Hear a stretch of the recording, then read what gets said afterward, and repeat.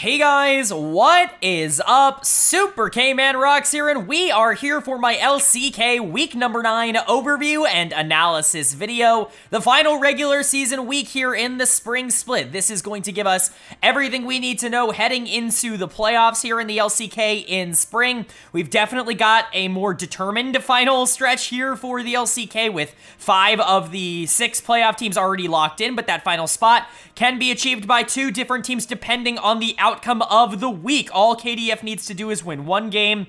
Fox needs to hope that KDF loses both and they can win 1 game. So there are definitely options open and there are a lot of different storylines. What did you guys think was going to happen down in the comment section below? Where did you think all of these teams were going to land? And where do you think things are going in the playoffs? With playoffs right around the corner, of course, we're going to have a playoff primer coming up in just a few days to kind of talk about all those matchups in depth, but I would love to know you guys' preliminary thoughts on everything down in the comment section below. Of course, if you want to know my thoughts on everything that's happened in the LCK so far in 2024, you can check out the LCK playlist up in the iCard. It's going to have every single weekly review in it, as well as, of course, the preseason primer, so if you want to kind of go through chronologically, you can. Not mandatory viewing or anything like that, but certainly something you can do if you so desire. But today, of course, what we are going to do, if you are new to the channel, is go series by series, talking about the advantages and the disadvantages that each team was able to generate. I'll be giving a player of the game and a dud of the game for each individual series that we talk about, and at the end of the week, I'll be giving a player of the week and a dud of the week to kind of tie everything into a nice, neat little bow here in week 9.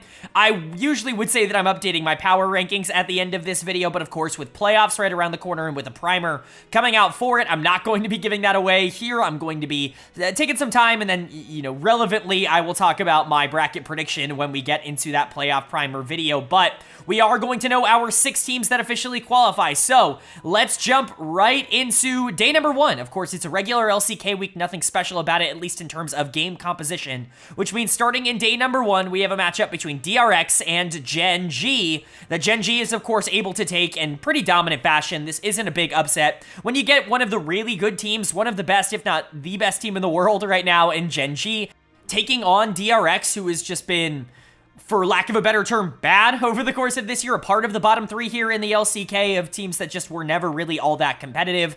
You get outcomes like this. This has been pretty predictable in the LCK all year long. The best teams have been pretty untouchable, and the bad teams have been pretty unwinnable. Their only wins are in a circle against each other. But for Gen.G, they looked great in this series, as great as they should have. Canyon's going to get player of the series for me in the jungle. I really liked how he played on both the Jax and the Rel. I thought both games were good for different reasons. The Jax was able to carry in a bit more of a resource-heavy kind of style. He was definitely more of the carry, more of the focal point of the way that they wanted to run a lot of their resources, and I think that that's definitely obviously great for Canyon, a player who has been very good on carry junglers throughout his entire career, but you put him on the Rel in Game 2, and he can be a facilitator that sets up the rest of the team as well, creating more opportunities than anybody else on the Rift. Whatever you really need him to do, he can go out there and do. It was just really impressive stuff. Honorable mention here to Chovy, who just mega gapped Yehu in the mid lane matchup. Yehu's honestly been fine, I would say, generally for DRX. He's certainly made the team better since coming in, but Chovy is a little bit of a different animal. Clearly the best player in the LCK right now, arguably the best player in the world at the current moment. He got a solo kill as Orianna on a Tristana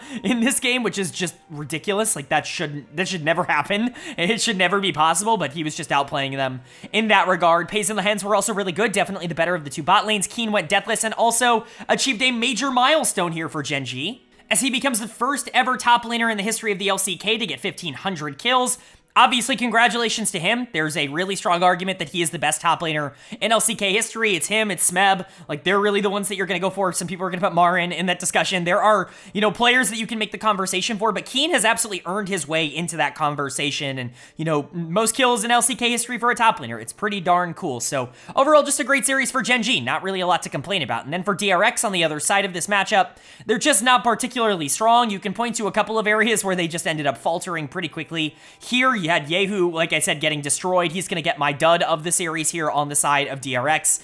Just was never relevant. Was given a lot of opportunities to stay relevant because of the drafts. I actually think he was in 2 good matchups here. He was playing Quay into Yone, which should be Quay favored, at least in the early laning phase. You should have control of the lane at the very least, but Chovy was completely outplaying him up in CS on the Yone because he's just better. Okay, we'll move into Game 2. Now you're playing Tristana into Orianna. You should have all the pressure in this lane. You should be able to shove it out and roam and skirmish as much as as your heart desires, because you should just be able to completely dominate in terms of the, shove, in terms of the lane prio, and that didn't happen either. He got solo killed, like I said, so pretty bad series for Yehu in terms of individual mechanics, but basically everybody in the league has had a bad series against Chovy so far this year. Even Faker, who is amazing, was not, Chovy outplayed him in both times that they have gone up against each other, so I'm not entirely shocked to see Yehu not be able to stand up here. Rascal, Frog, whoever they want to play in the top lane, they're not particularly good.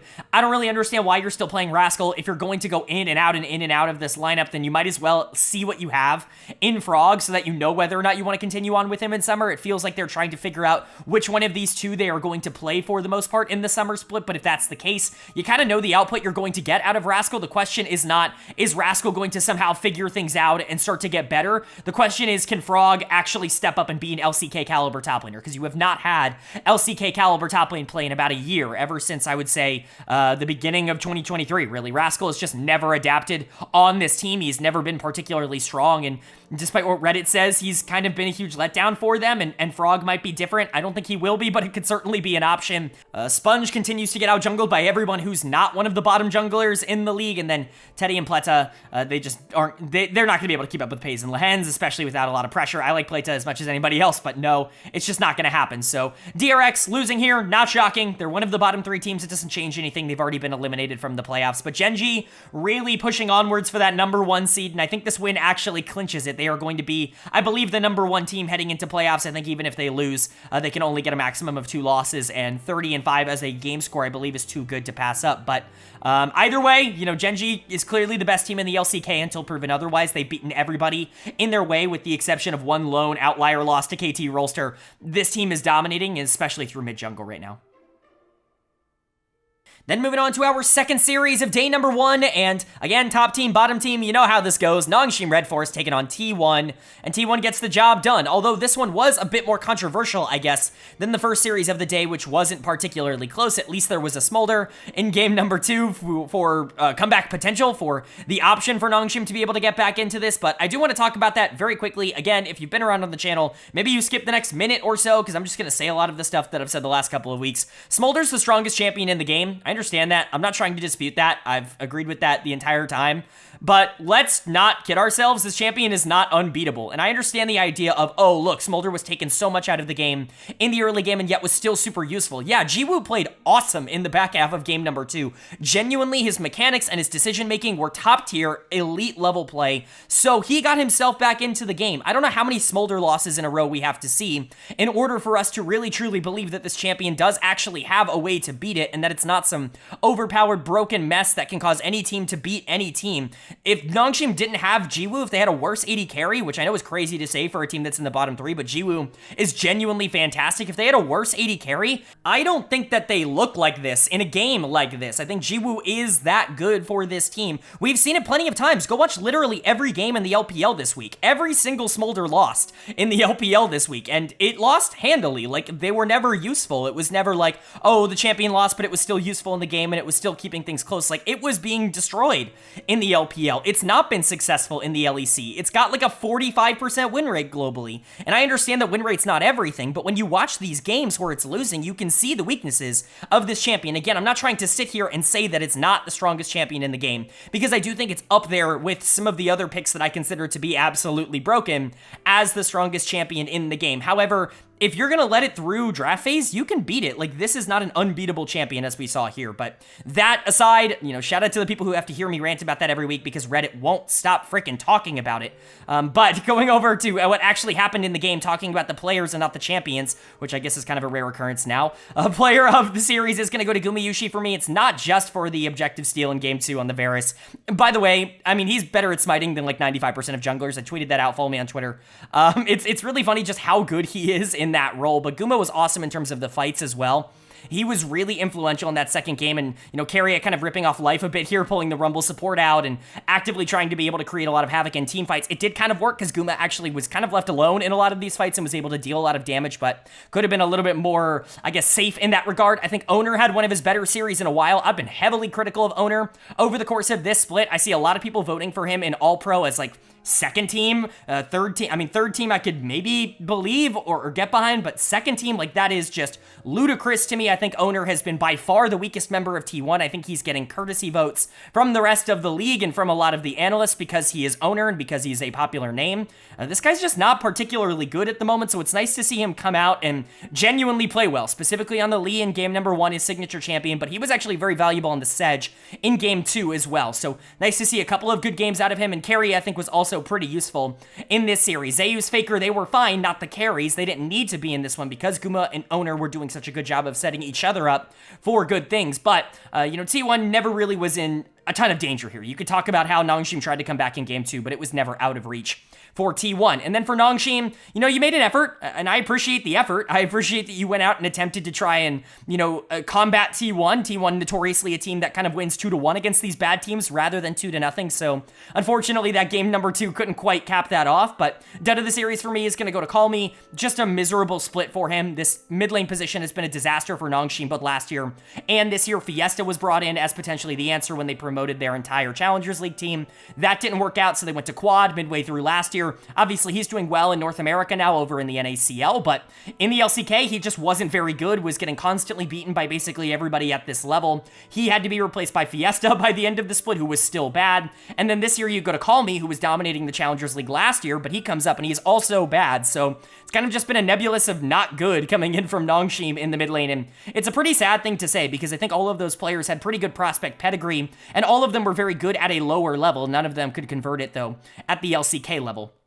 Sylvie also continues to struggle in the jungle. Owner mega gapped him, and maybe that was a reason that Owner looked so good was because he was going into Sylvie, who's just kind of fallen off from what was generally an okay split. Overall, certainly better, I think, than what he was in 2023, but that's really not saying much because he was the worst jungler in the league by a country mile last year. Din still is an absolute non-factor. If it weren't for Jiwoo and Peter, this team would have 0 wins. Jiwoo was legit a top 5 AD carry in the LCK right now, and it just doesn't matter because the rest of his team isn't great, and while Peter made a ton of mistakes in this series, specifically on the Milio in game 2, where I really think if he had team fought better, there was actually a chance for Nongshim to have won the game. He was okay throughout the rest of the series, and he's been very good throughout this split, so I'm willing to cut him a bit of slack. But Jiwoo is a man stuck on an island on this team. People talk about, like, Viper, of all people, being elo held on a team that's going to be in contention to be, like, a top 4 team in the world. A ridiculous sentiment. The real elo held player right now is Jiwoo. He is the best player by far out of all of the teams in the bottom 3, and that's definitely something that I hope remedies at some point because he deserves a good team around him. And then for T1, like, again, nice win. You're happy to see a win. Maybe you want game 2 to be more clinical, but it's T1. Did you really expect it to be more clinical? That's not how this team operates in any way, shape, or form. At least they were able to pick up the win, and at least some of the players that haven't been performing at as high of a level did step up in this one.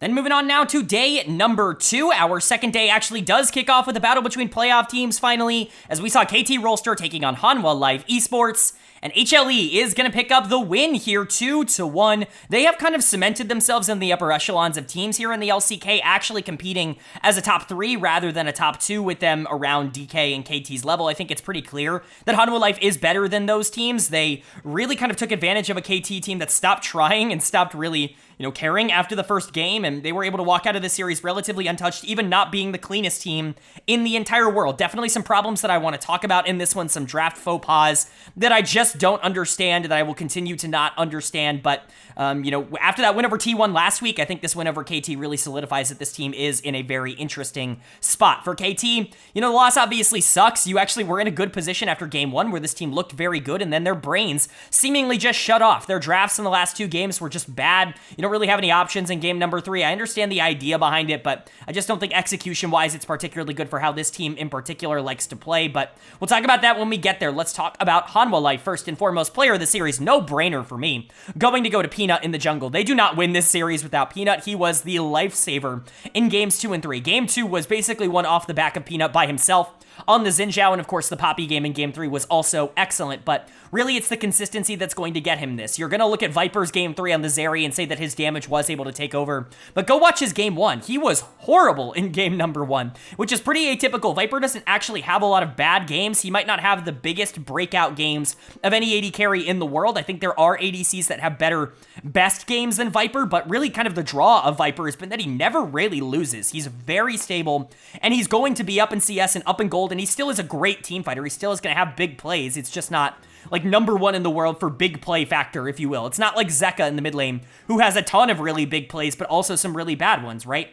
Viper is mostly a little bit more controlled in terms of how he plays. Not in this series, man. Game 1 on the Zeri, horrible. I mean, bad positioning, consistently caught out, horrible team fighting. One of the worst games I've ever seen Viper play, and then he course-corrected in Game 3 in particular on the Zeri, which was really nice to see after not really getting a lot of resources from the rest of his team. But Peanut was definitely the player that was calming the storm throughout this series, so you do got to give him credit for that. I do want to, like, point at some of the rest of these players and be like, I would really like to see all 5 of them play well at the same time. Delight has been awesome across this split. You know, support is a really competitive role in the LCK, and Delight is near the top of that. I mean, the top 3 are just so dominant of Keria, Lehens, and Delight. Like, they are all such good players that it's really hard to kind of distinguish between them, but Delight was not good in game number 3. When you have a super fed Zeri that's consistently, you know, getting her own leads, why are you as Bard just, like, running away and not helping her in any fights? It's very strange. I don't think Delight played well in the back half of this series. Zeka, outside of zoning off his entire team from Baron, I think was relatively fine on the Taliyah.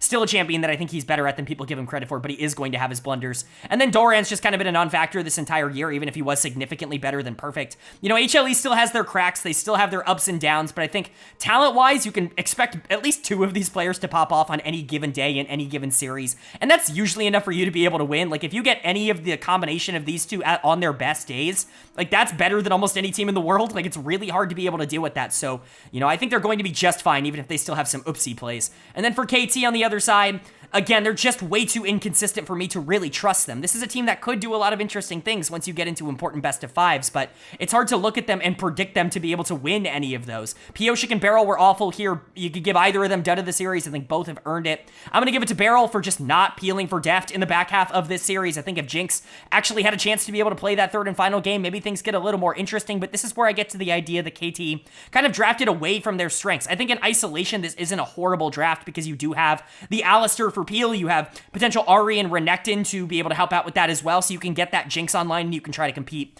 with the Zeri on the other side of the map, especially because she's got a Bard in the support position, something a lot more aggressive. However, a lot of that does require the idea that you're not just going to constantly engage with every single champion on your team, with the Vi, with the Ari, with the Renekton, with the Alistair, that they're not all just going to dive the backline and completely leave the Jinx out to dry and die in every single fight. It was obviously awful to watch, but it's hard for me to really blame Deft in those instances because there was really nothing that he can do. I love Jinx. I think she's very undervalued globally in terms of her presence. I think she's right up there with Smolder and Zeri and Senna in terms of these scaling AD carries that can really affect the game, but she does need proper assistance. She does need something to help her out. She did not get that in this game. So Barrel's getting dud of the series for me. Pioshik was also horrible. He was bad on Lee. He was bad on Vi. It just did not look good. Pioshik has been significantly worse ever since his big early season breakout. It's just kind of the general narrative that you get with Pioshik. Some games are going to be good. Some games are going to be bad. He's never going to be consistent. It's just not in his DNA. It's not the kind of player that he is. Hopefully you get the good versions of him when they matter. I think if you're looking for positives, BDD has played some of the best League he's played all year in the last 2 weeks.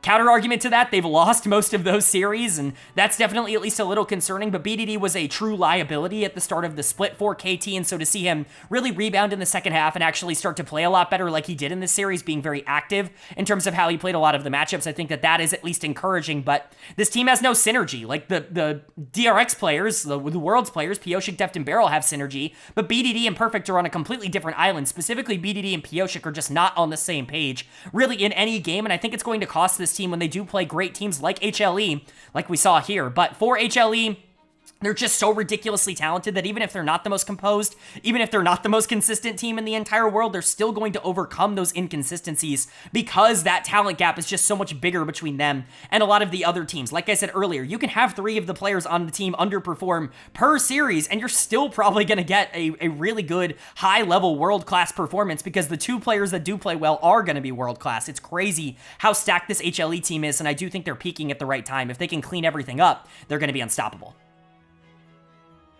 Then moving on to our second series of day number 2, and this one really mattered in terms of playoff qualification. We could know our 6 teams that make the playoffs by the end of this series.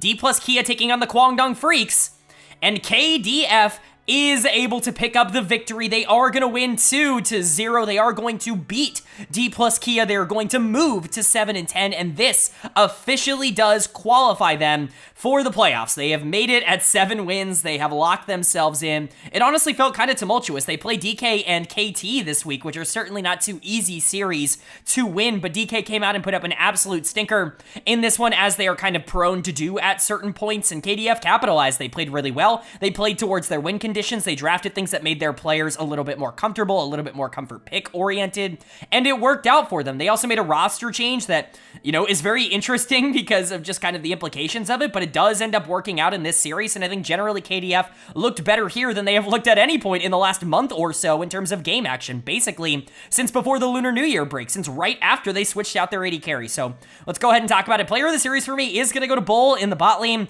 It's funny, when this team really clicks, Bull looks very good.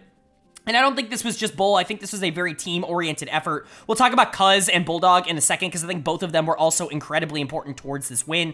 Cuz obviously in game 1, Bulldog a little bit more on the Syndra in game number 2, but Bull was excellent in the bot lane. 2 games of Varus, the champion he really was doing well on at the beginning of the year. Simplify things. Get back to basics. Don't overthink the problem too much. You can get Bull in a position where he can be incredibly active and successful. He doesn't need to do too much. I think the problems for KDF have come when they ask him to do too much, when they ask him to win isolated 2v2 against other bot lanes, when they ask him to generate his own leads and his own pressure. When you give him a safe, easy job on a champion like Varus that can stay safe from long range and doesn't really have to ever put himself in a ridiculous amount of danger, he can still be very valuable and very useful like he was here. So credit to him, definitely showing some value, which I don't think a lot of people would necessarily expect from him. And then Quantum in the support position. He's going to be coming in for Ondil. Ondil has been awful over the past month or so. He's been a big reason why this team has started to regress, is you're getting some of the worst support play in the entire league. And Quantum obviously isn't quite prepared in the general sense for what this role offers. He's not even played in the Challengers League. He's playing in the Academy League, think Tier 3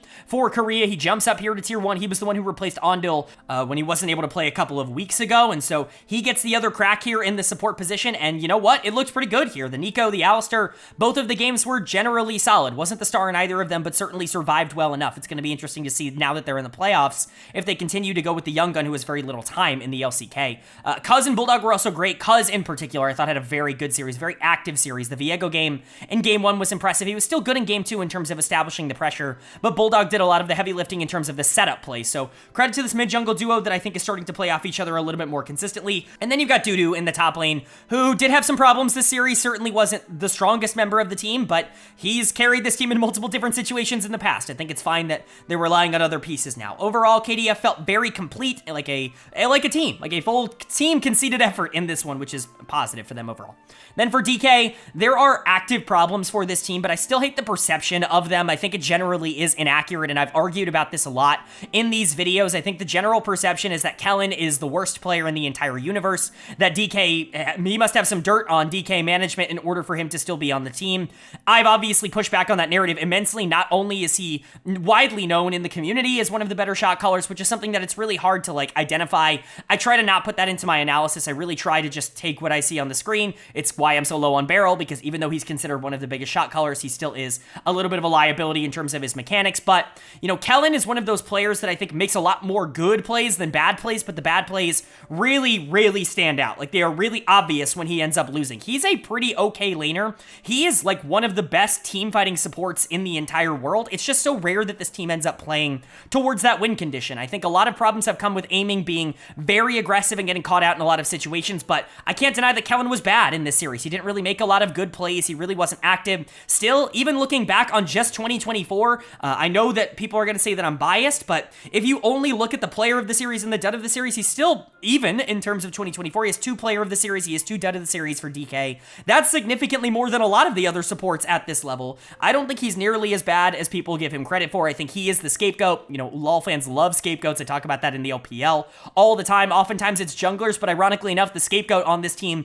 is for the jungler, who people just love because of the idea of him, and so they're just trying to find any reason to not blame him. But Kellen has been fine generally. I do actually think that Lucid has been a bit of a problem, and that's actually kind of a hot take, which is crazy to me because Lucid has been a bit of a problem for DK. He's been a lot weaker than people want him to be, and I get that the expectations are high and the potential is high, and you want to give him time to adapt and adjust. You don't want to judge him too much based on his first split, and I agree with that. I'm not trying to sit here and say that Lucid's going to be a bad player, but the results are clear. Lucid has not been a above average LCK jungler. He's been a bottom 4, bottom 5-ish LCK jungler this year, and it just kind of is what it is. I think Lucid has been significantly more detrimental to this team than Kellen has, and that's just not a take that I think you're going to see on social media all that much. Aiming also really underperformed in this series when you're actively getting out team fought by Bull. On Kalista versus Avaris, it's just really miserable. Like the laning phase was horrible. Bot lane in general played bad. Showmaker was fine. He's been good all year. Kingen was fine. He was really solid in the top lane.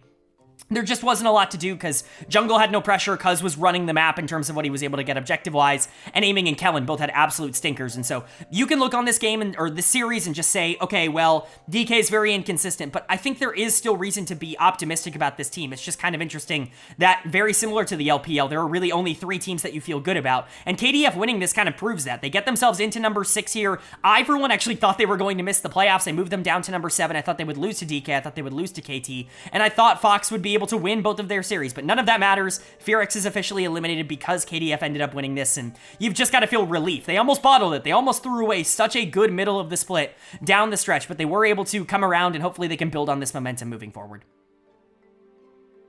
But then moving on now to day number 3, our middle day here in the LCK in week number 9. And again, top team, bottom team, we've become used to this. Gen.G taking on OK BRION.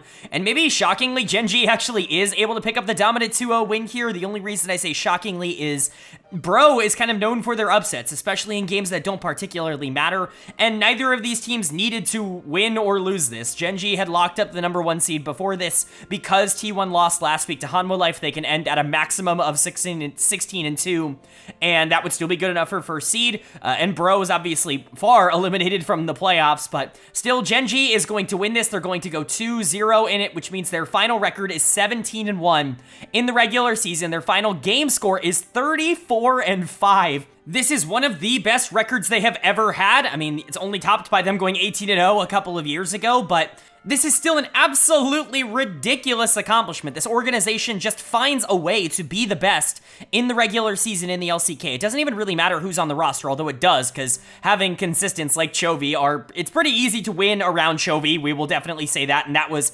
exemplified in this series, but it's constantly everybody on the team that overperforms on Gen.G. The coaching staff here is impeccable. They are always getting the most out of their players, and I know people talk about how, like, T1 and, you know, other orgs like that, like JD Gaming over in the LPL have been consistently great for quite a while now, but it's just, it's different for Gen.G for me because of the consistency of the playstyle and just kind of the ethos of the team. Yes, you're building around a couple of core players. For a long time it was Ruler, now it's Chovy, and you always have that kind of stability of knowing you're going to have a world-class talent on the team, but I just think it's a bit different how everybody is able to get the best out of themselves on Gen.G. It's really impressive stuff. But for Bro, 3-14, not a shocking loss here. I'm not going to sit here and harp too much on them because them losing in this isn't like horrible for them or anything, but Chovy is going to get player of the series. His Sylas is just absurdly good. Sylas is not even that strong right now. We're really not seeing him all that often in the meta. We're still seeing teams pull him out because there are a lot of mid laners that are just really good at him, but I wouldn't necessarily consider him some sort of broken, overpowered pick that, you know, Chovy popping off on him means that he's way better. Like, Talia's way more useful on the other side of this matchup, but Chovy is significantly better as a player, which is why he's able to push forward. I'm going to be honest with you guys. If you've made it 28 minutes into a Week 9 recap, you've probably watched a lot of the other videos. I'm not going to cut a lot of the important information out of this. I am going to spoil something for the playoff primer. Chovy's going to win MVP. Like, this is not a close race. This is not even remotely up for debate. He has so clearly been the best player in the LCK in 2024 so far. It's not even really a conversation. The guy played Sylas and obliterated a professional mid laner who's playing a champion twice as strong, quite frankly. You have an Aurelion Soul in game 2 that dominates lane. Like, what else are you asking for from this guy? He's just beating everybody, and I know Karis isn't exactly like the pinnacle of competition to kind of judge him off of, but it's not like he's lost to anybody over the course of this split. Again, the only bad series that Gen.G had, Chovy was still particularly good in, and was the better mid laner in that series, and so I don't really know what to tell you. That's 18 series in a row where Chovy was the best or the second best player on the Rift, and that's ridiculous. He is the most valuable player in the league, and right now, for my money, the best player in the world. I really do not regret putting him S+ in that preseason video that I did now. I did a grades video, and I got a lot of hate for putting Chovy at S+ and not putting Faker and Zeus with him, and so I'm kind of happy seeing that pay off. Obviously, we'll see how that continues to age, but we knew Chovy was great. The rest of this team was still good. Canyon had a great great week. He looks amazing. Keen looked awesome. He played the Quinn in game 1. That's really a sign of confidence that you're playing Quinn into a player like Morgan who can take advantage of that. Pays and Lehens are amazing. Lehens had a great series, in my opinion. So that game number 2 on the Hui was really, really fun to watch and just really expressive. So Gen.G looking great. And Bro, you know, looking like the worst team in the league. This is about what we kind of expected from them. They did switch out their support midway through the series. Polu came out. Effort came back in. You know things are going bad in the bot lane if Effort is your replacement, if he is your option to come in and fix things. That is how bad the situation has become for Bro, but they're just not particularly good. Envy, to his credit, is trying to do some things, and he's been kind of interesting, more interesting than I expected throughout this split. He hasn't been good, but he's been interesting. The rest of this roster is just kind of bad, though, with the exception of Morgan. Gideon, Karis, and then whoever's in its support have been a disaster. Gideon has just completely collapsed from whatever he was at the beginning of the split as a pseudo-stable player. Karis is the worst mid laner in the region. Well, I shouldn't say that, because Call Me is still there for Nongshim, and hell, even someone like a Yehu, like for DRX, isn't exactly lighting the world on fire. But Karis certainly has an argument to be made that he's below both of them. He's going to get another dud of the series here. It's just really hard to play mid lane in the LCK when the top-tier mid laners are as good as they are. It's really hard to be able to keep up with them on a game-to-game basis, and it means you're going to have a lot of games where you just look completely outclassed, and Karis has had a lot of games where he's looked completely outclassed, both here on Bro and on Hanwha at the start of his career. He's had 3 years, let that sink in, 3 years to get results here for Bro, and it's just not happened. And so I don't really know what else you're expecting. Polu and Effort are neither are good supports, and neither were able to create advantages, but this really was a jungle mid loss for Bro, as neither were able to really step up. Bro is a bad team, but I guess we're not particularly surprised by this loss. Again, they're one of the worst in the entire league. Losing to Gen.G is not a horrible thing, but Gen.G is going to end off their season at 17-1. No perfect split for them. It's not 2022 for either T1 or Gen.G here with the 18-0, but this is still one of the most dominant regular season performances that we've seen in the LCK, and I think really the only thing at this point is we want to see this team do what they've been able to do, what this org has been able to do over the past couple of years, which is cement it with another LCK title. Then moving on to our second series of day number 3, and you know, this matchup became less important after KDF ended up winning their day 2 game, but still kind of interesting nonetheless. Nongshim RedForce taking on FearX, and Nongshim is going to pick up a win here. FearX kind of disappointing down the stretch. A lot of, you know, people were really thinking that this team had a potential to make playoffs if things ended up going right. Obviously, they were never given the opportunity to do that. However, I guess it didn't really matter in the end because they lost this game anyways, and that's definitely kind of laughable, but it's a bit frustrating. It is what it is. You know, FearX not going to be one of the top 6 teams going into playoffs, but after their losing streak in the middle of the split against all the good teams, I guess that was kind of to be expected. Nice win here for Nongshim, kind of finally putting some of the pieces together on things that they've been able to kind of, you know, here and there grab from other teams throughout the split. They've been able to look relatively solid in their losses. They've just not been able to actually win games. Reminds me a lot of LGD Gaming over in the LPL, a relatively talented team in comparison to the people around them in the standings that is just not good enough to actually be able to finish off opponents in series. They're going to take one game here and there. And Nongshim actually looked pretty solid here, and they actually were able to put some pieces together. Worth noting, their one loss was in game 1. Calyx was in the mid lane. I believe that's how you say it. He's been really highly touted, but so is every other Nongshim mid. We've talked about Fiesta, we've talked about Quad, we've talked about Call Me. All of these players played really well at lower levels. Calyx is a 17-year-old that they've essentially just been waiting to come of age so that they can play him at the LCK level. That's been kind of the report all split long. You know, he is of age now, so he stepped in game 1, but he immediately looked bad and immediately got replaced by Call Me, who came in and was significantly better in this series. Now, I'm not saying that means you should give up on Calyx or anything like that, but it is worth noting that first impression wasn't entirely great, but Call Me actually came in and was super useful for this team, but it's a pretty easy choice for player of the series. It's gonna go to Jiwoo in the bot lane. This team would be absolutely nothing without Jiwoo. He is so much better than everybody else that he is playing with, maybe with the exception of Peter, who is like an interesting player, like an average to slightly below average LCK support, like somebody I would expect to be around number 6 or number 7 in terms of my LCK support rankings. You know, support's pretty good at the LCK level, so someone like Peter might look a little bit better in a league that had less talent, or a position that had less talent, but, you know, Jiwoo is genuinely someone I could see breaking out and having a major impact. He reminds me so much of like a young Dektum, which is very funny because he's playing for Nongshim here, where he doesn't exactly always have that killer instinct, but he's always doing the things that he needs to do in order to be successful in the game, and it's actually really interesting to watch, and so hopefully Jiwoo can actually get on a team with good talent around him. I know I talk about it all the time here, but whether that has to be on or off of Nongshim, I just want to see him actually play on a team that has the potential to make playoffs. He's just not been able to do it, but he is too good to be langing around here. So then you've got Calmy and Dindin, who I think were also relatively solid each in their individual games. Dindin was pretty weak throughout the series, but was solid in game 2 on the Cassante, doing pretty typical Cassante things. And then Calmy was really good in game 3 on the Taliyah. The Taliyah generally looked better than the Karma here for Nongshim, just as a pick. How much can you attribute that to Calmy versus Calyx? I don't really know, but it's worth noting that Taliyah continues to make every team that she plays with look a little bit more open-ended. We'll talk about the other side of the spectrum when we get into the losing side, but Jiwoo looked great. Calmy and Dindin looked solid. Sylvie certainly had his problems earlier on in the series, but he rebounded well, and Peter didn't really make any mistakes, even if I still don't think Thresh is a pickable champion in Pro. I think generally Nongshim just looks solid. It doesn't really matter that they won this, but it's nice to know that you can go into the second half of your year, going into Summer Split, coming off of a win that should at least build some confidence moving forward. And then for Fox, again, probably demoralized about that KDF win. It's definitely frustrating to see them come out here and lose this, but they were probably the better team out of these two in terms of the entire series. Game 1 was definitely the best that either of these teams played, but Game 3 definitely got out of hand very quickly. Dud of the game, or I should say dud of the series, is going to go to Closer in the mid lane. I'm very low on Closer. I've always been low on Closer, and that's kind of come back to be a good take, I would say, as time has continued to move along. His Corki is reportable. I know people talk about Zeka's Corki. Why are people not talking about Closer's Corki? This is like 10 times worse than Zeka. Like, I get it that those two are kind of players built in the same mold. They both like more melee, aggressive-oriented mid laners, scaling champions like Corki that have to be passive and don't want to skirmish. They're not exactly the style that these players like to incorporate into their game, but, like, you gotta at least press the buttons. Like, at least Zeka presses the buttons. Like, you can say what you want about his positioning or his impact in fights, but at least he's, like, throwing out ultimates and trying to poke down from long range. Closer was doing literally none of that in game number 3, so pretty atrocious stuff from him.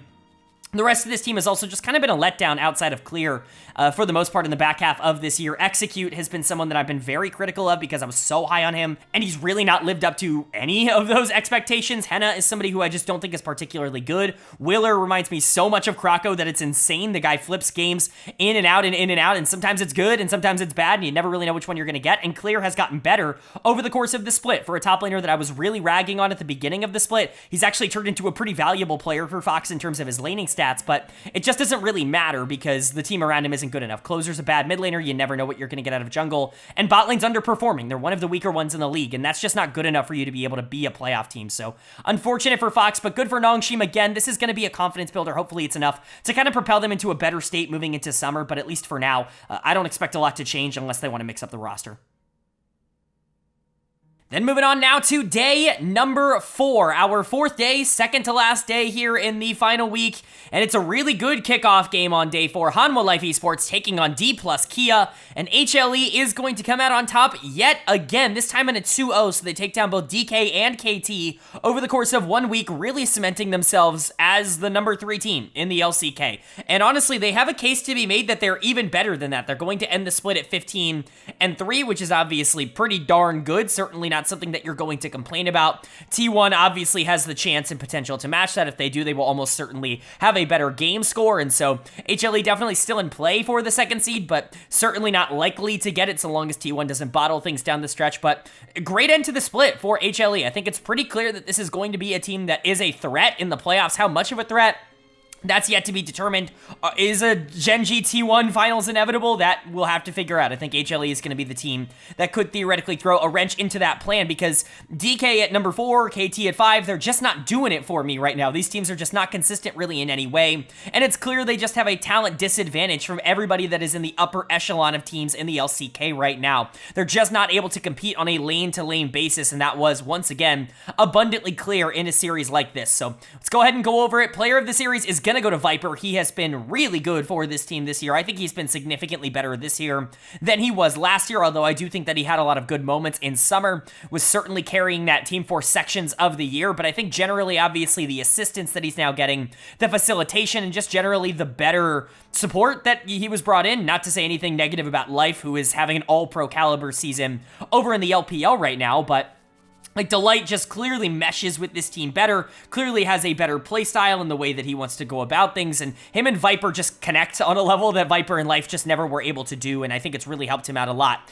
Lucian in Game 1 was strong, the Zeri in Game 2 was also very strong, was able to take over and really consistently dominate this DK team that struggled to play anything through bot lane. So credit to Viper, he's been great. Zeka was also once again very good here. I don't think people are going to like to hear this, but I think Zeka's been the best player on Hanwha Life. I know that isn't necessarily like the common popular opinion. I think mid lane's a very controversial role because of just how many good players there are, but as this split has continued to go on, it's very much felt like a top 3 in the LCK in terms of mid laners, same as in teams. Chovy, Faker, and Zeka have emerged as the 3 best mid laners in the LCK in my opinion, and that was kind of cemented in this matchup where Zeka was just straight up better than Showmaker, who was making a lot of individual mistakes in the middle of the map, losing in lane, being caught out in bad situations, just not necessarily having the same kind of pressure as his opponent.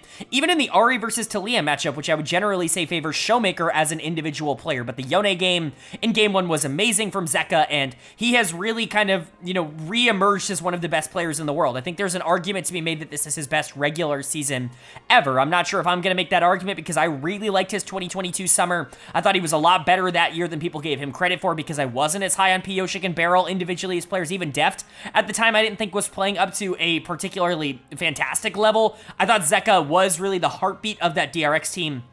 Obviously, in hindsight, that was kind of true, but because he got a lot of the resources, and it feels like he's grown and evolved as a player to become even more versatile now, which is huge. So, Peanut looking good. Doran was really good in this series. We'll talk about Kingen, who was also fine on the other side, but basically everybody for HLE playing well, but the carries definitely being the standouts, and that's really what you want to see. That's kind of the core of how HLE wants to play the game. And then for DK on the other side, they just don't have the talent to keep up with a team like HLE, and it just kind of is what it is. The mentality of players like Aiming is going to hold them back in terms of playing some of the best teams in the world. Aiming is going to get done of the series here. He's just going to be in bad positions every once in a while. You're going to have to live with that. They played 18 series over the course of this year. They, of course, ended at 9-9, 500 in terms of record, which I think is pretty accurate in terms of how this team played, but they played 18 series over the course of this year. 7 of those Aiming was either the best player or the worst player on the Rift, in my opinion. Either player of the series or dud of the series. That is ludicrous. It's by far some of the highest amounts in the entire league. I mean, Chovy outpaces him because he has 9 player of the series in their 18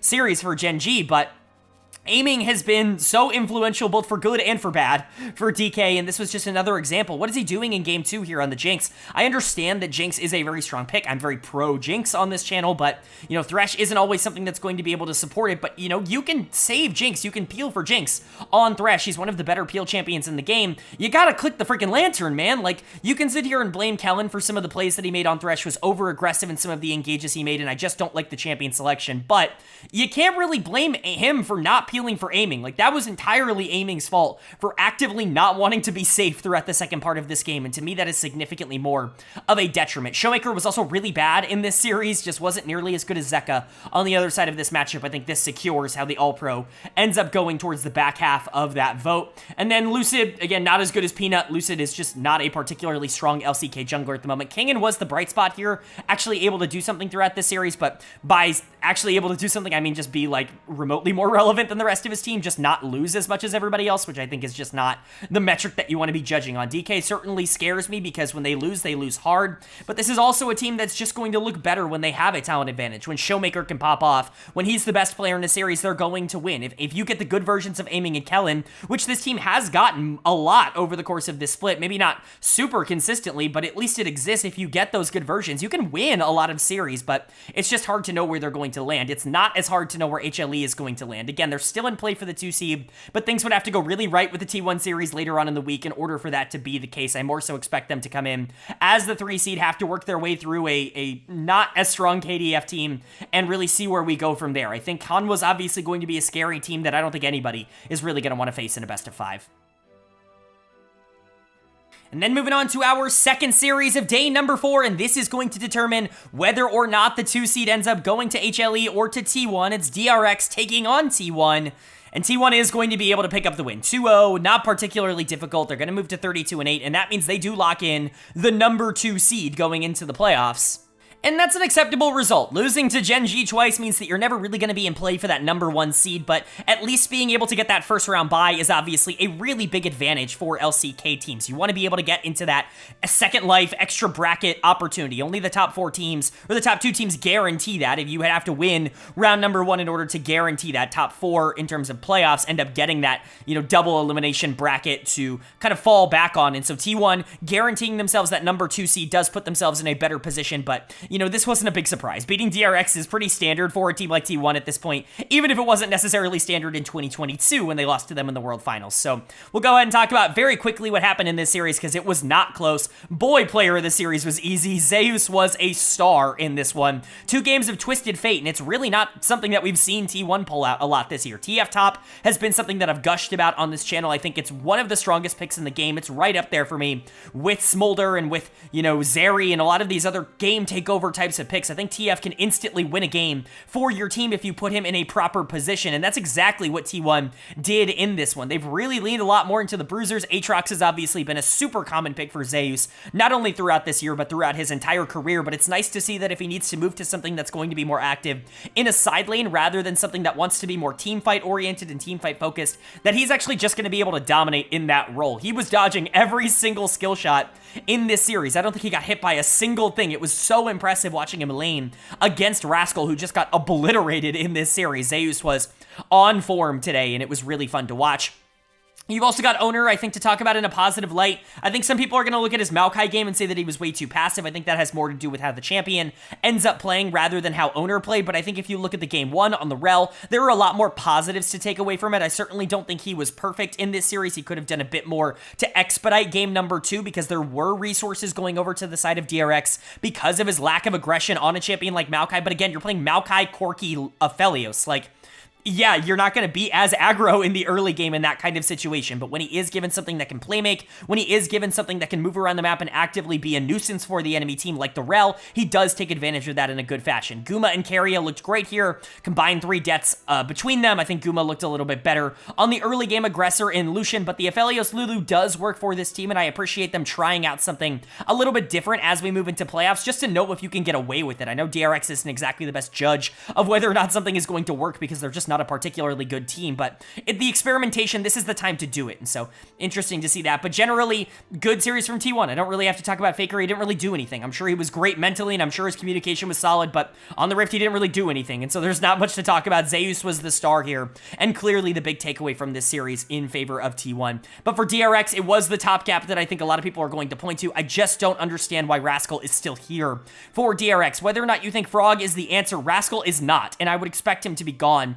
going into summer, or at least that's what I would do. I don't really see any reason to keep him around if he's going to underperform on this roster. You can chalk it up to a bunch of different things. You can say it's mental. You can say that he's just broken because this team has lost too much. You can say it's a lack of confidence, but for whatever reason, I just don't think he is going to work here, and I think you need to move in a different direction as soon as possible because he doesn't give you that theoretical upside. He's not somebody that you're going to be looking at keeping around for another 2 years. You're just not having that same kind of trajectory, and he grades out, at least in my metrics, as the worst player in the LCK in 2024. Him and Sponge are the bottom 2, and Sponge at the very least was a rookie. You can kind of chalk that up, but Rascal's been on the downturn for the last year. He was horrible last year for this roster, worse than Reddit was ever giving him credit for. Like I said on the channel all of last year, I was on that pedestal, I was on that high horse, and I was really, beating that drum going into this season, and all of that has carried over into 2024, where he has continued to be a liability 1v1. He couldn't hit anything on the Aatrox in game #2,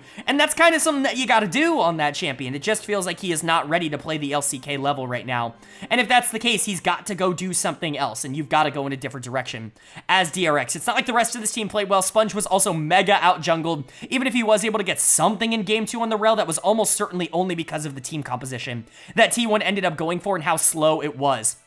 If Zeus wasn't there, maybe he has the opportunity to get more, but his team fighting was awful throughout the entirety of this series, specifically in that game #1. Yehu didn't really get to do anything. Teddy and Plata didn't really get to do anything. There's just not a lot to talk about for DRX. Rascal and Sponge got destroyed. They grayed out as the 2 single worst players in the LCK in the spring split of 2024, and I would expect this team to look very different going into the summer split. There have been rumors that DRX actually does want to try to win. I think if you're going to do that, you need to build around Teddy and Plata. I'm not the biggest Teddy fan. In fact, I'm a pretty big Teddy I guess, hater, if you will, a detractor. I don't know how else you want to say it. I don't think he's a bad player. I just think he's an average player. I think he's somebody that's not necessarily going to push your team into a playoff spot, but Playta, I think, could be in the right circumstance. Yehu, I think, has at least shown something interesting, but I think the top side of this map simply has to change. It's not good enough in its current iteration, but for T1, 2 seeds, great. You're really happy to see that. The end of the split at 15-3. If I would have told you that a 15-3 team was the number 3 seed going into the playoffs in Hanwha Life at the beginning of the year, that would have been disaster for them, but it's just how the LCK has turned out. It's a very top-heavy league at the current moment, very similar to a lot of the other leagues we're seeing in the world right now, like the LPL, and, you know, very similar to that. The top-end teams like T1 are elite.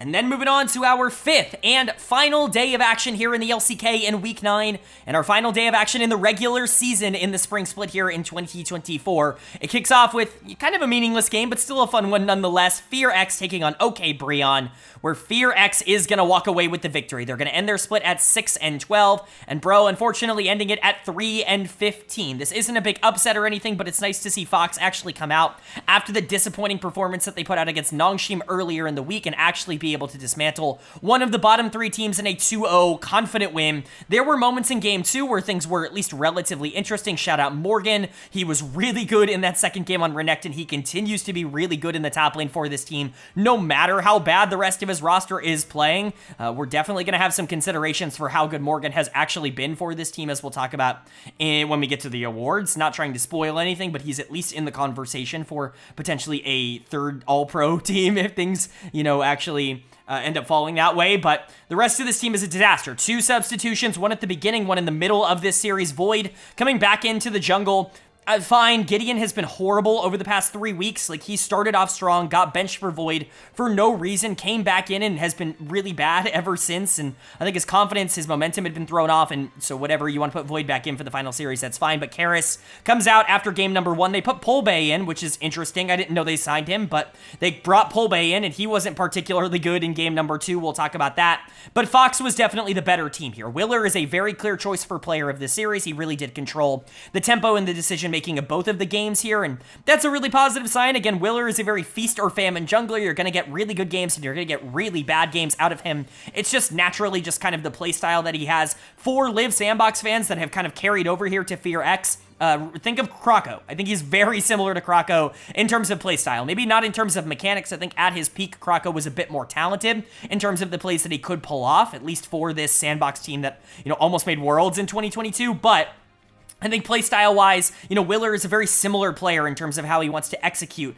a lot of the ideas that this team wants to go about. So when it does work, it looks incredibly good, and it looks very difficult to stop, which is what happened here. I've also really grown on Clear. I think Clear has had a very good second half of the split. Not trying to say he's some sort of superstar or anything, but this was a guy I was really ragging on as we got through week 5. But then you look at like week 6 and 7 and 8 and 9, and like it's like, wow, actually he played really well in the back half of this split, especially the final 3 weeks. I think he was really relevant and actively a very big piece of this team in all 3 of those weeks. So hopefully that development continues for Clear. He would be someone that I'm very interested to see the development of as FearX continues, but Closer's just not someone that excites me, even though he was able to outplay the hodgepodge of mid laners on the other side of this matchup. Henna is certainly not someone who excites me. He never has. And Execute, I was super excited on him going into the year, but he's just kind of been below average. He was better in this series, but again, not been a star for this team. I think the top side is definitely the strength coming out of spring for them. Willer is going to win you some games. Clear is going to win you some games, but you got to find consistency elsewhere. I honestly would be looking to make changes if you can find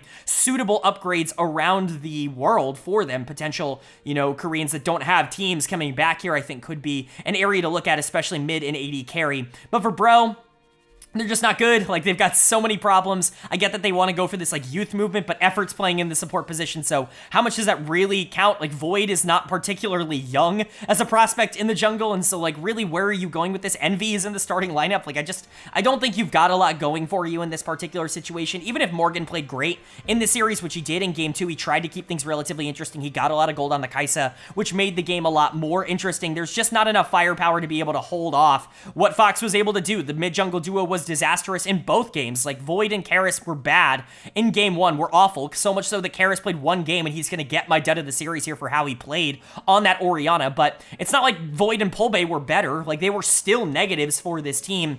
and you're just never going to be a team that can succeed if your mid jungle is awful like they were in this game. You can sit here and talk about how, you know, there's more to a team than mid jungle. You can play with a really good bot lane if players like Envy were really good, which they're not, or if topside was winning super consistently, which Morgan can, you know, survive consistently, but, you know, he's not Zeus, right? He's not this superstar top laner. He's not somebody who's going to insta-win games for this team. He's just a very good top laner, and that's, you know, an asset to have, but there's just not enough firepower on this team to actually compete. I was super low on them. You know, I said that they had the worst offseason of any of the major region teams in the entire world, and that take has looked okay. I think, you know, a lot of people blamed it on the fact that their budget is super low, but if their budget is super low, then go for rookies. There are going to be young Challengers League players that aren't going to ask for a ton of money to come into the league. You can go for that instead of just picking up Envy and Effort and Karis and running back this roster of players that you know is just not going to be particularly good. I hated the philosophy of how Bro went about their spring split, and I think they paid for it here. And then for FearX, good win, cool, 6-12 is fine. You beat the bad teams and you lost to the good ones, right? Like, that's just kind of how it ended up going. Their season was not particularly surprising. This is a record that I think a lot of people could have anticipated. Maybe the way they got there was a little bit shocking, but this team is exactly what they should have been. The gatekeepers between the absolute worst and the actual good teams in the league. And unfortunately for Bro, they gatekept them here, but FearX is going to be fine. They might make changes in the midseason. I would certainly consider it if I was a part of the organization, but only time will tell on that. And that's going to bring us to our final series of the week and our final series of the regular season here in the LCK. And it's a pretty interesting one. Two playoff teams at the very least. KT Rolster taking on the Kwangdong Freecs.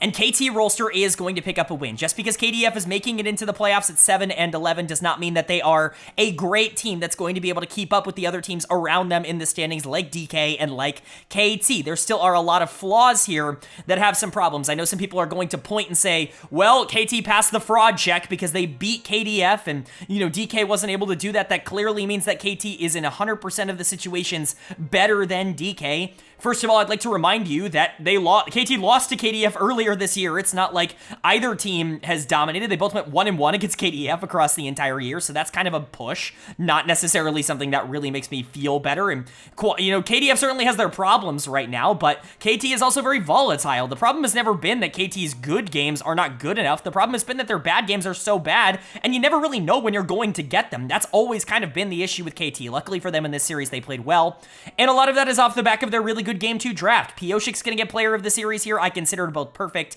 and deft for that as well. I think both of them played very well, but Pioshik was definitely the standout. Picking Rammus into Aatrox, Vi, Caitlyn, Ashe feels pretty darn good. There's really not a lot of ways to deal with the Rammus in this game. Ahri is really your only way to actually break through him, and it's not like she's going to be assassinating the full tank.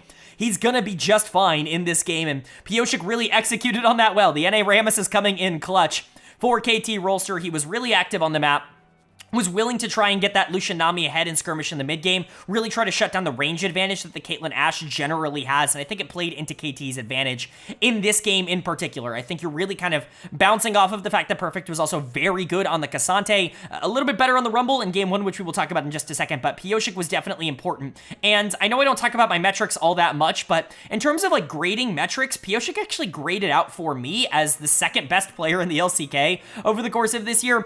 Obviously, that is just not accurate. Like, you know, there are going to be some manual corrections that you have to make in terms of the grading system, but it's crazy how many big plays that he made. I think that should be indicative of how important he is towards KT Rolster. When he is playing well, this team just wins. They can beat basically anybody. They're the only team to take a series off of Gen.G, and it's because Pioshik was playing at a super high level. But when he doesn't play well, this team is really, really, really bad, and they don't really have a lot of win conditions. So Pioshik, one of the more valuable players individually to his team. Whether that means he's going in the most valuable player direction is certainly up for debate, but I think it's clear the importance that he has on KT's structure as a whole. And then Perfect was the other player I was really considering here. That Rumble game in Game 1 was genuinely fantastic. You know, Rookie of the Split isn't an award anymore in the LCK. They do Rookie of the Year. I still do Rookie of the Split here on the channel, and there's really not a lot of good rookies to choose from, so to see Perfect kind of end off the split on a strong, you know, stage, I think that's a good sign. Deft was really good in Game 2. The Lucian Nami very much worked. I know there are people on Reddit that will yell and complain and moan every single time this duo is picked, but what we've seen recently is that it does still have a lot of strengths. It's just not strong in the LEC. If you only watch the LEC, you'll see a lot of bot lanes that try to skirmish in the 2v2 with it and end up losing at level 3 because that's not how the champion works. But in the LCK, you see Def taking every single fight at 11 minutes over and over and over again until he's got so much gold that there's nothing left to do. Pioshik spends a lot of time and resources trying to get that Lucian ahead, and it works. BDD was also the better mid laner, if you care to know. This was just a good series for KT, but again, the importance of Pioshik cannot be understated towards whether this team wins or loses games. And then for KDF, on the other side, Quantum does seem to be the one staying in the support position. Again, I don't know if this is going to last for playoffs, but it certainly lasted here, and he was bad in this series. He's going to get dead of the series. He looked like a tier 3 player jumped up to tier 1 in this particular instance. He's going against Deft and Barrel, a world's winning bot lane. It's just a really tough ask for a very young player. The Nico, the Ashe, both of them looked completely outclassed by the opposition, specifically the Ashe in game 2, which just looked horrible. Quantum did not look like a player that could survive at this level here, so it's going to be interesting, the conversation that they have. But Cuz also was really not good. I think Cuz has been very inconsistent this year. Again, I don't like invoking this player's name because of the off-the-riff stuff and the reason he's not in the league, but Cuz's playstyle this year reminds me so much of Clid. It's actually outstanding. I know people really ragged on Clid for being kind of a feast or famine player, mostly famine, but, you know, Cuz is kind of giving you a lot of that this year. His bad games are super duper bad, and the way he's losing is very similar to how someone like Clid would lose, and so I don't really know, like the Jax, the Vi, it's not working for me. He has more good games than, you know, a lot of other players. I think he even got some all-pro votes from some of the analysts. I'm not on that wavelength. I think Cuz has actually been significantly worse than he was last year. And Dudu, I think, has also been significantly worse than he was last year. He was an all-pro caliber guy for me, very clearly. A top 3 top laner in the LCK. I think I had him ranked as such going into the year. Maybe I had him just outside. Maybe I had him at number 4 behind the big 3, but like he was a super highly touted player for me going into the year, and he's kind of just been a dude over the course of this split, which is certainly frustrating because of just how high his upside is. Bulldog was fine in this series, certainly the bright spot, but Bull got run over, bot lane lost, jungle top lost. Like KDF looked outmatched in this, and I think that's going to be more indicative of what to expect from them in the playoffs. They are the 6th seed, which means they play Hanwha Life. No spoilers for the playoff preview video when I go do a bracket prediction, but that's not going to go well for KDF, I don't think. And for KT Rolster, it's a good end to the split. 11-7 is a better record than I think they've earned over the course of this split. I think they've been significantly more inconsistent than that, but they've been able to make it count on the days that it matters, but none of that matters. Like, regular season doesn't matter for KT Rolster. They are one of the teams that I truly do believe that for, because of how volatile and how just unpredictable this team is on any given day. If Pioshik and Deft and Barrel show up, they can beat T1, they can beat Gen.G. We've seen it happen. If they don't show up, if they're not particularly good, they could lose to KDF. They could absolutely be bounced in the first round, not winning a game. Like, both of those are real possibilities for this team, which makes them pretty difficult to pin down. All right, but that is going to do it for my LCK week number 9 overview and analysis video. Up on the screen, the final standings from the LCK regular season here in spring of 2024. We know our 6 teams that have qualified for the playoffs. Gen.G and T1, of course, receiving that round 1 bye by being the top 2 teams. They will be slotted immediately into the double elimination part of the bracket. 3 through 6 will be in round number 1. HLE versus KDF, KT versus DK, the most interesting matchups that we could get. I'm very excited to talk about them. Obviously, I would typically talk about the power rankings here in this section, but I'm not going to reveal those because we are going to have my playoff primer later in the week. We're going to be going over everything that I expect to see out of these teams in the playoffs, which means I'm not going to spoil that here. I got to post a video later this week. I got to get those views. I got to get that traction, and you guys know how it is. But let me know down in the comments what you guys think of the ending of the LCK and what teams you think might be able to over or underperform the seedings that they finished with in terms of their regular season performances. Would love to know your thoughts and opinions down below, but it's time to move into my player of the week and my dud of the week for week number 9. Player of the week, it's a rollover from week number 8. It's Chovy once again. That's back-to-back for him. That's very uncommon on this channel, but he really was the best player again this week, and he's just the best player in the world right now. It is really hard to argue that. There is not a player who takes over the game more than Chovy does for a team that is as dominant as Gen.G is. It is incredible to watch, and he really has come into his own. I mean, he's been one of the best players in the world for the past couple of years. I've had him at number 1 in my, player rankings at Worlds in previous years, but but something is different about him this year. I think the team around him is better. I think it facilitates him a bit better, and this could be the year where he finally, like, emerges and wins almost everything. Like, I think that's possible with the way that he's playing right now.